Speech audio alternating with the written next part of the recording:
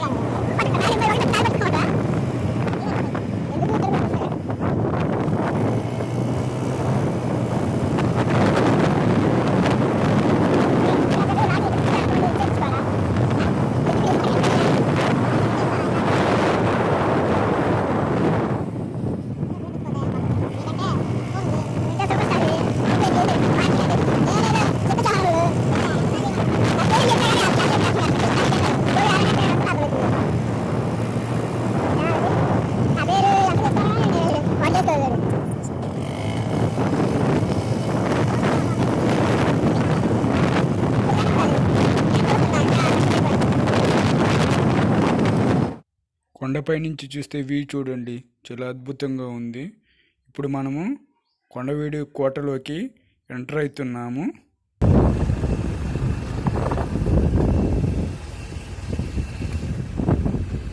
కోటలోకి enter అయిన తర్వాత ఎడమ వైపున జట్టు బురుజు ఉన్నది. మనం ఇప్పుడు జట్టు బురుజు చూడటానికి వెళ్తున్నాము. ఈ జట్టు బురుజు షూట్ రోడ్ ఎడమ ప్రక్క కొండ శిఖరం పైన రాజసం ఉట్టిపడేలా ఉంది. బురుజు లోపల మండప నిర్మాణం కలిగి సైనిక విశ్రాంతి మందిరంగా ఉన్న విలక్షణమైన బురుజు. ఈ బురుజుని సైనిక విశ్రాంతి కొరకు నిర్మించారు. అలాగే ఇక్కడ నుంచి శత్రువులను గమనిస్తూ ఉంటారు. ఈ జట్టి బురుజును సైనికుల విశ్రాంతి కొరకు, అలాగే శత్రువుల రాకను గమనించుట కొరకు ఇక్కడి నుంచి శత్రువుల రాకను గమనిస్తూ ఉంటారు. చాలా అద్భుతంగా రాజసం ఉట్టిపడేలా ఈ జట్టి బురుజును నిర్మించారు. ఈ జట్టి బురుజు నుంచి సైనికులు శత్రువుల రాకపోకలను గమనిస్తూ ఉంటారు. ఈ బురుజు నుంచి చూస్తే చూడండి, మైదాన ప్రాంతం కొండ దిగువ భాగం ఎంత క్లియర్గా కనిపిస్తూ ఉందో.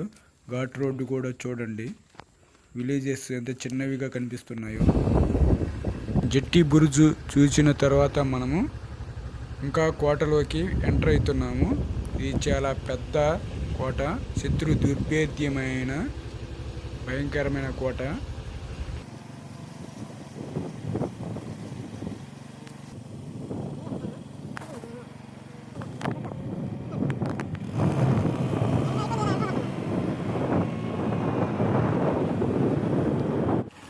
ఇప్పుడు మనం తూర్పు ద్వారం దగ్గరికి వచ్చాము. ఈ కనిపించేదే తూర్పు ద్వారము.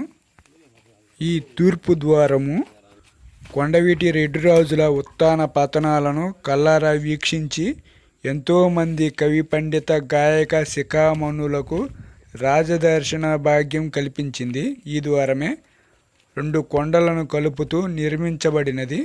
దీనిపై ఒక మండపం కూడా ఉంది. కొండవీటి కైఫియత్ దీనిని కట్టెల దిడ్డి వాకిలిగా పేర్కొన్నది. చూడండి, ఈ బురుజు పై నుంచి చూస్తే వ్యూ ఎలా ఉన్నదో.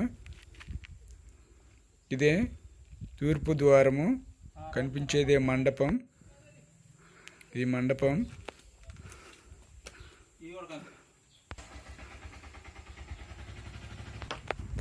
ఇక్కడ నుంచి చూస్తే వ్యూ చూడండి, చాలా అద్భుతంగా ఉంది.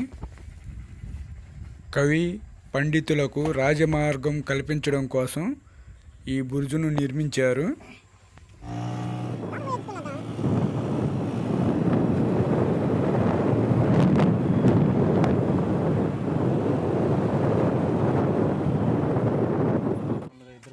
ఆంధ్రప్రదేశ్ గవర్నమెంట్ 2022లో 13.35 కోట్లతో అభివృద్ధి పనులకు శంకుస్థాపన చేసింది. కొండ మీదకు ఘాట్ రోడ్డు నిర్మించినది. ఈ కనిపించే విగ్రహం అనవేమారెడ్డి గారిది. ఇతను రెడ్డి రాజ్యాన్ని స్థాపించాడు. తర్వాత మనము శ్రీ యోగి వేమారెడ్డి గారి మండపానికి వెళ్తున్నాము. మహాకవి వేమన యోగి వేమనగా ప్రసిద్ధి చెందాడు. చూడండి, శ్రీ యోగి వేమన మండపం, కొండవీడు. రెడ్డి రాజ్యాన్ని స్థాపించిన అనవేమారెడ్డి గారు అద్దంకిని రాజధానిగా చేసుకొని పరిపాలించేవారు. ఆయన తర్వాత ఆయన సోదరుడు అనపోతారెడ్డి గారు ఈ కొండవీడి కోటను శత్రు దుర్భేద్యంగా నిర్మించాడు.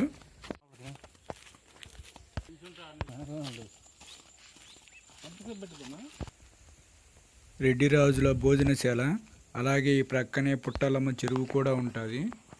చూడండి, ఈ కనిపించేదే పుట్టాలమ్మ చెరువు. చూడండి, తరువాత మనం గుర్రపశాలగా పిలువబడే 2వ మండపం పుట్టాలమ్మ చెరువుకు దక్షిణ భాగాన కొండ చుట్టుపై ఉన్నది. ఇప్పుడు దానిని చూడడానికి వెళ్తున్నాము. చూడండి, ఆ కనిపించేదే మండపం శిథిలమైపోయి ఉన్నది. చూడండి, ఇదే గుర్రపు శాలగా పిలువబడే రెండవ మండపం. ఇది పుట్టాలమ్మ చెరువుకు దక్షిణ భాగాన ఉన్నది.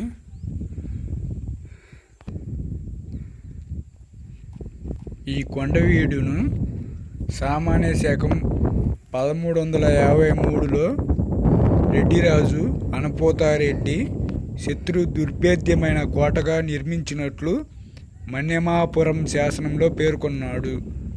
తరువాత రెడ్డిరాజుల ఆస్థాన కవి శ్రీనాథుడు కొండవీటి బల పరాక్రమాలను పద్యాలలో వర్ణించాడు.